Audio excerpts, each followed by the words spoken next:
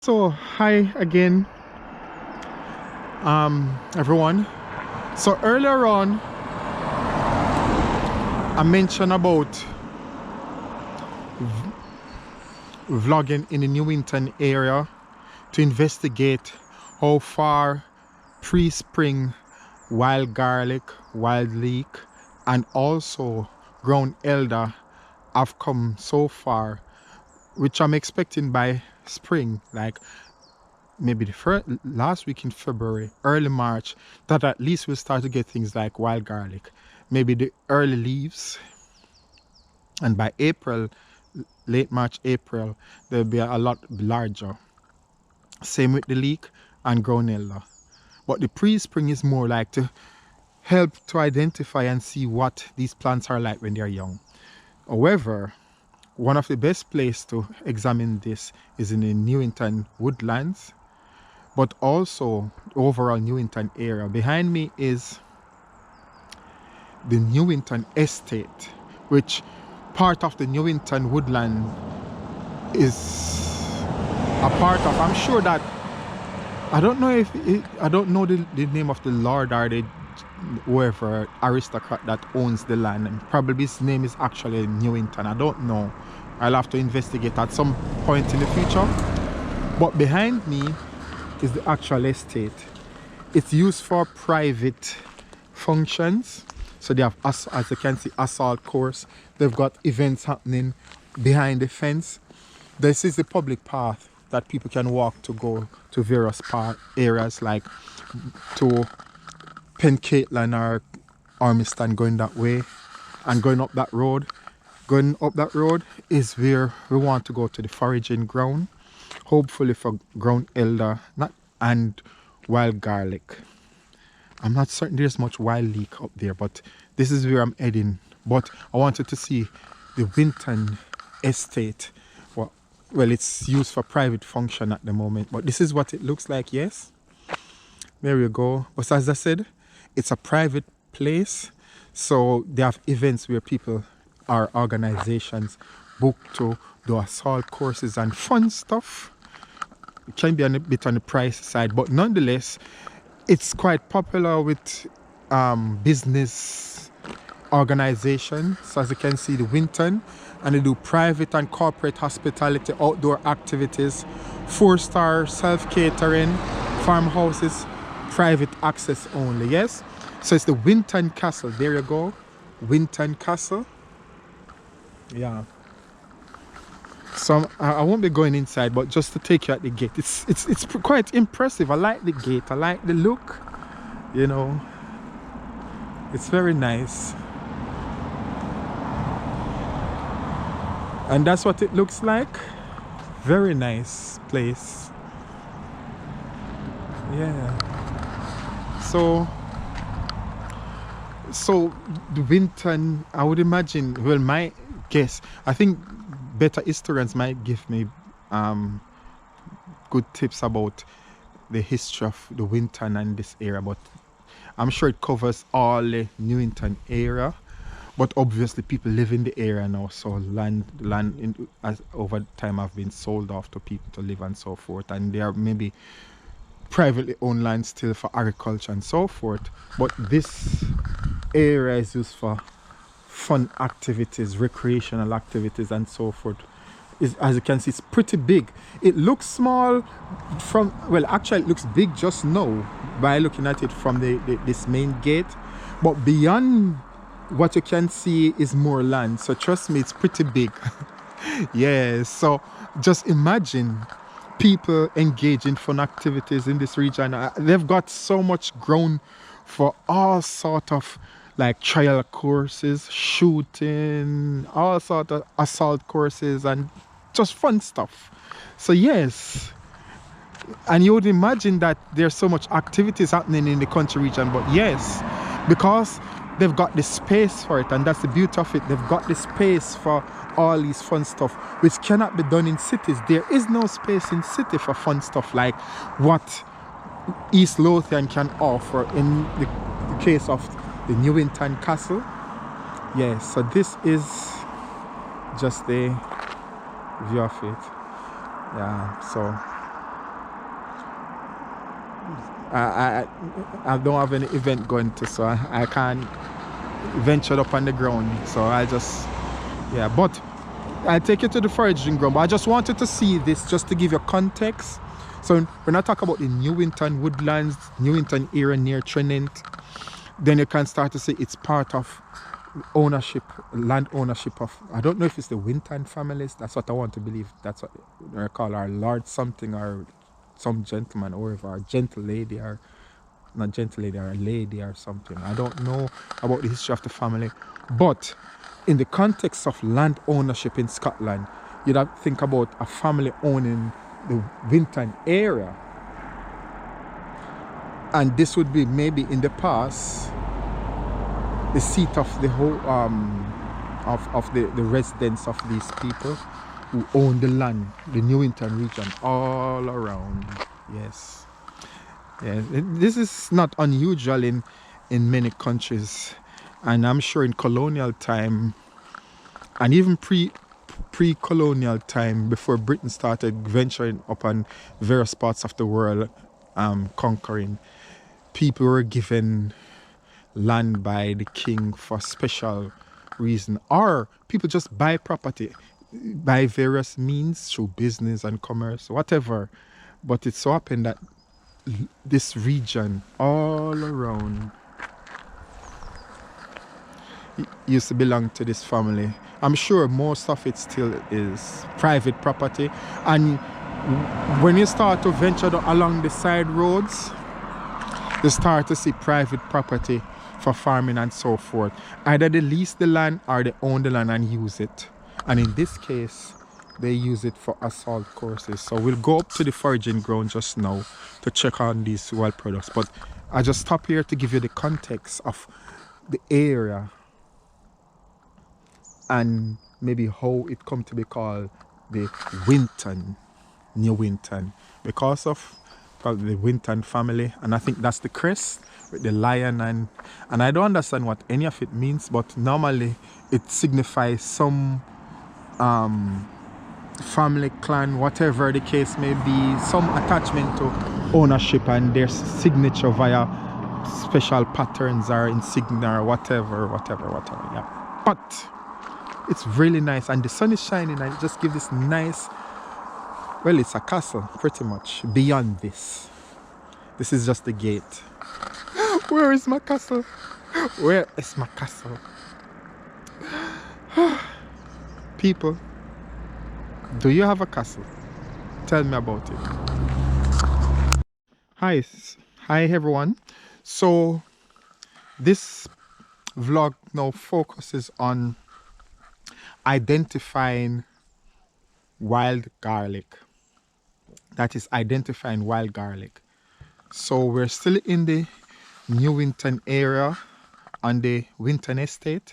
The castle is just over on that side, but I am along the water path. Apparently I sense that wild garlic does much better in very moist area, woodland with good foliage on the floor.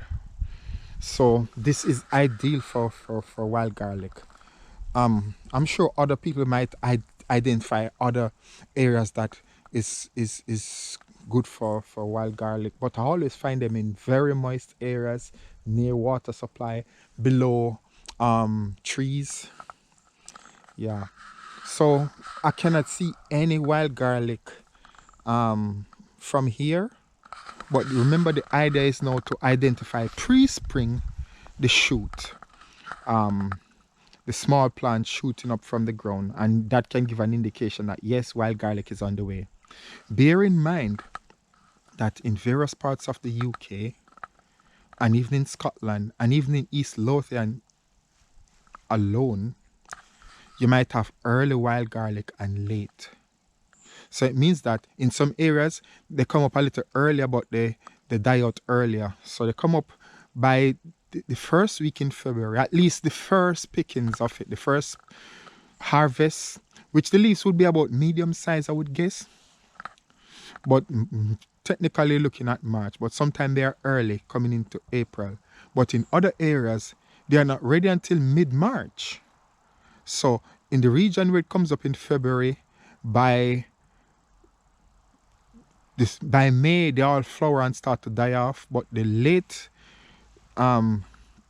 harvest will die off in June in the areas that they pop up late. So in this case, I cannot see any wild garlic plant. So it means that I'll have to search for it. In terms of the shoots.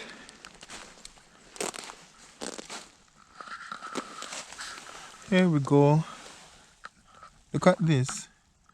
If I'm correct, this must be the wild garlic bulb. Let me smell it first.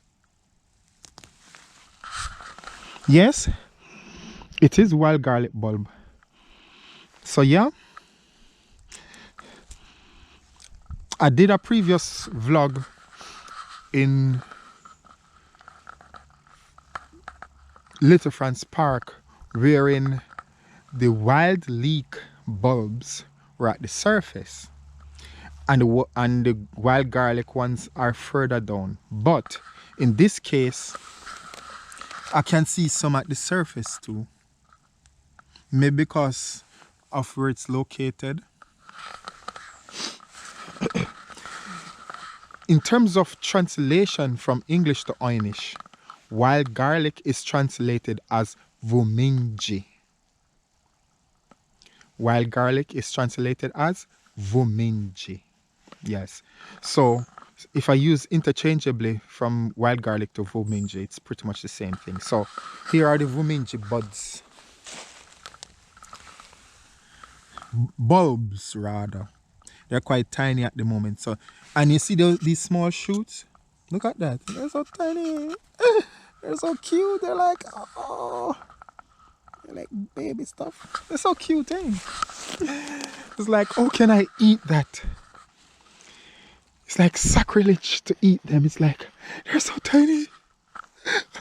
Gosh, I can eat them. I cannot have my 5 a day. or 4, or 3, or 2. McDonald's, probably. No. We need to get back to health promotion, fruit and veg. We need to eat the vuminji, but not yet. So here we go. Here are a few more bulbs, yeah? They're very small. Oh, look at this. Ground elder. And remember the term for ground elder? Sayes. So we've got ground elder in this region too, but the focus here is on wild garlic. So here we go. Wild garlic. I'm sure there should be some more along the hillside. So in this region, they are way off. So it means that I'm thinking about mid-March before I get anything. While in some areas, yes, you should be able. I'm thinking maybe in Musselburgh. If I get the chance to go to Musselburgh today, you'll see some areas where they're a lot larger. So it just depends on where you are. So we've identified some just up there along the hillside. The bulbs, because they're on the hillside, it's easy to spot them. See? Look at this. Oops. Look at the bulb. Yes? Yeah. And they're all along the hillside. You see? Wild garlic. That's them, you know. Remember the principle I mentioned when I was doing the ground elder, that to be on the safe side, it's good to identify areas where there are at least 3 to 4, maybe 5 dominant plants, one of which is the one you're foraging for. And the leaves are more likely will be different. So in this area, ground elder, I identify ground elder, but there's fern, which is easily identifiable. This must be some berry, maybe bramble, raspberry, I don't know. And 1 and 2 others. So it means that when the wild garlic comes up, it's easy to identify it from other plants. Here's another one. I don't know what that is, but I don't see much else. Now let's cross the water and see what we've got on the other side, where it's not necessarily along the hillside, but it's more on a flat level. So this isn't the only region, but I just brought it here because the water and the tree. So the foliage fall and all that rain and so it stays there. Some of it might wash into the river, of course, but there's moisture, continuous moisture from the river, sucks up into the soil. Oh, the wild garlic or the vuminji zappy. No, I've just located one vuminji plant and I'm going to pick it. Sorry, but it's just for example. Don't blame me. Blame the government. Okay. See? That's vuminji. That's wild garlic. Yep. Oh. So garlicky. Yes. See? Definitely. So it's very young. You can tell it's nowhere near ideal at this stage. Look at it.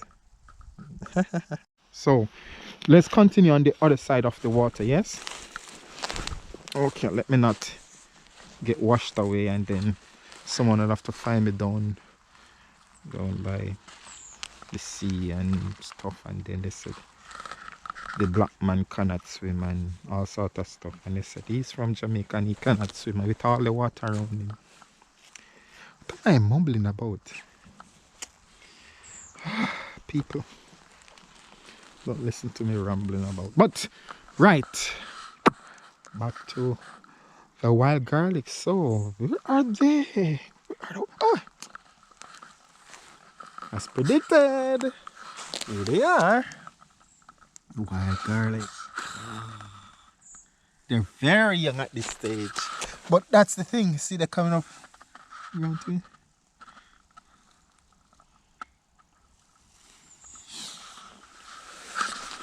So they're there. See, they're coming through the leaves. Like the ground elder at this stage. It's still February. Late winter, so they're not ready, but they're all over. See, look.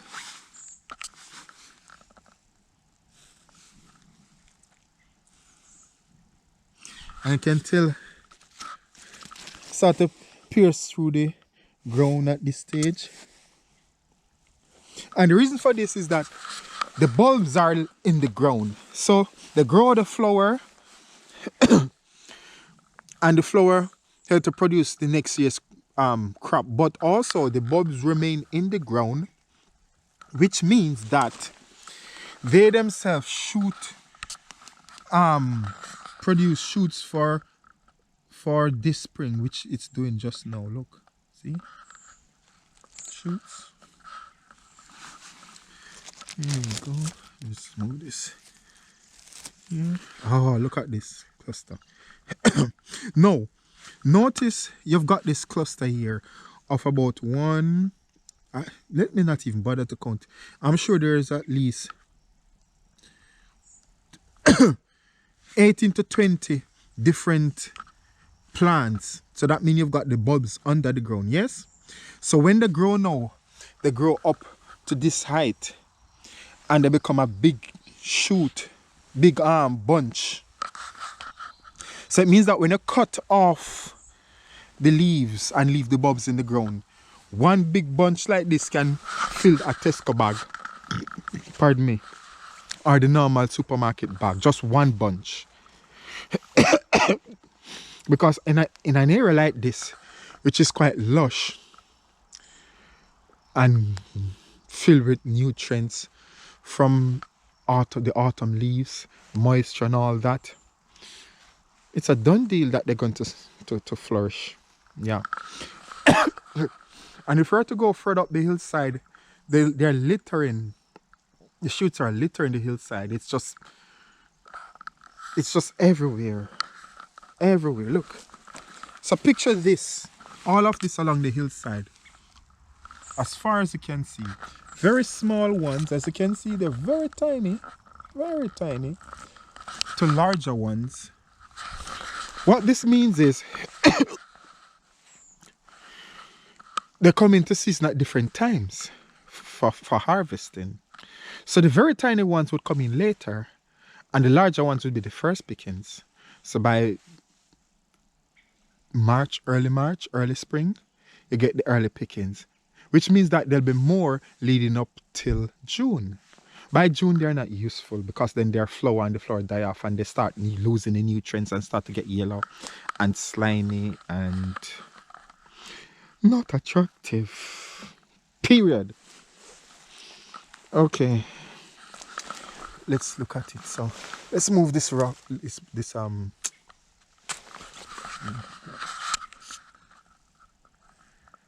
we go. See it?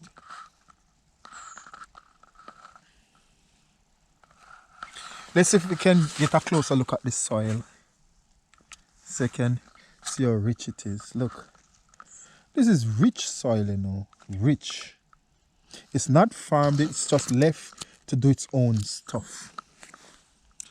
And indeed, the wild garlic is just growing up everywhere. Everywhere, look, it's wild garlic. I mean, literally, it's as if they don't leave any space for anything else.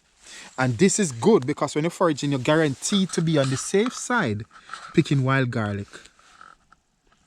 And not some poisonous lily or other plants that might just cause it to drop dead.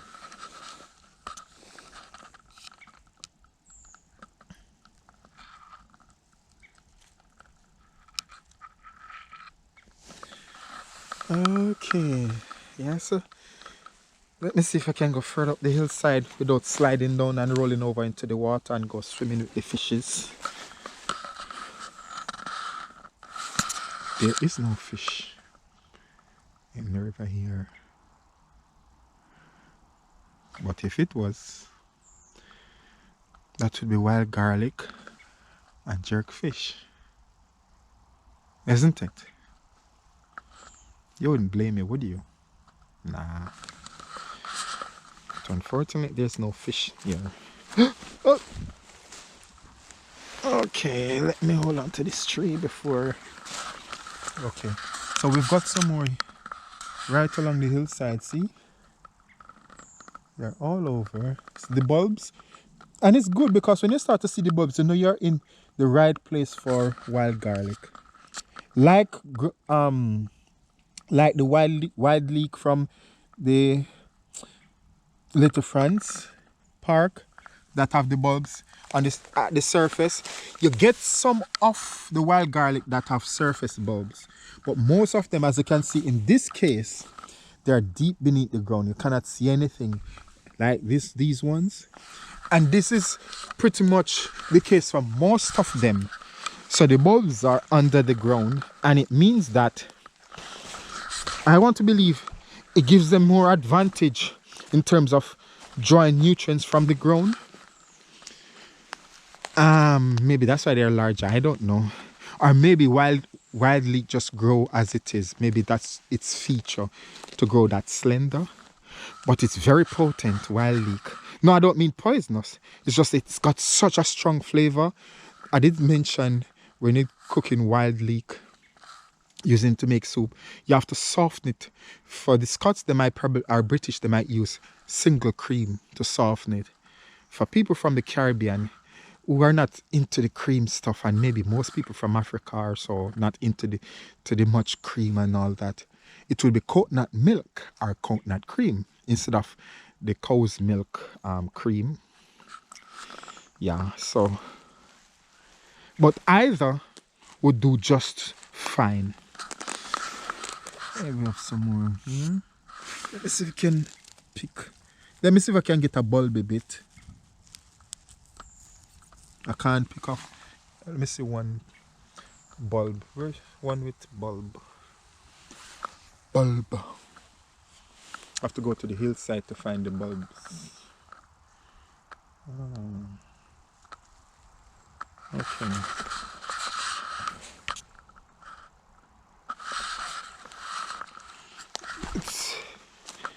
Let's see if I can find bulb. Maybe I have to go across the water where I saw that big bulb. Mhm. But as I said, they're everywhere.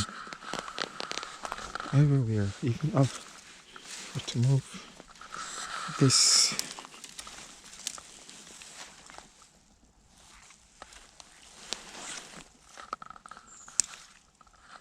Okay. They're everywhere. Everywhere. It's coming up.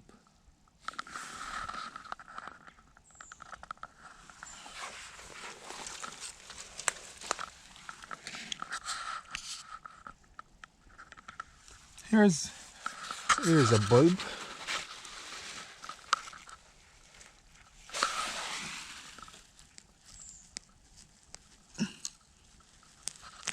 Okay.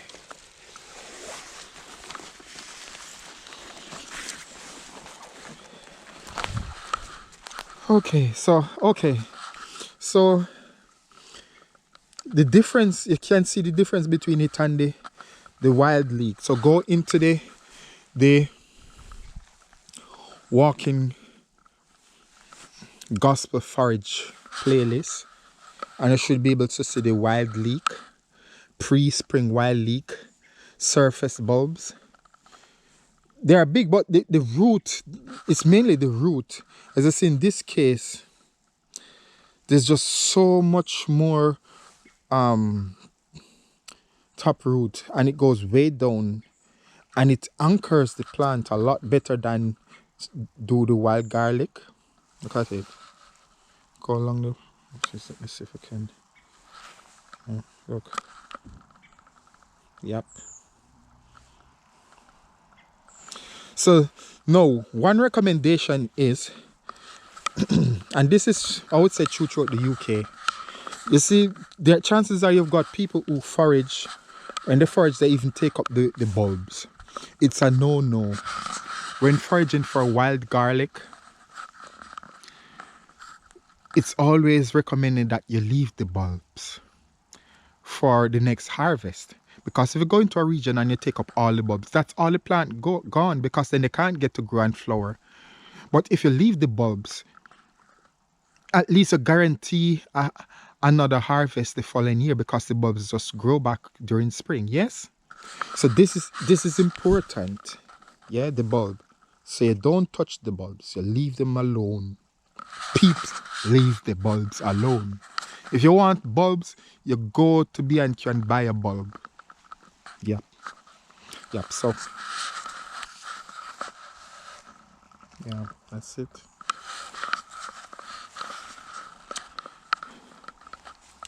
So now we can see that the leek is coming on fine, and it's doing its thing at the right time. It's, as I said, it's still, well, it's the last month in winter. Luckily, there haven't been much snow. This would have been covered by snow in some years past, but it have been quite mild. Who know, we might get snow. Let me not preempt things. Nope. But we're aiming, we're looking at a good harvest in this region alone.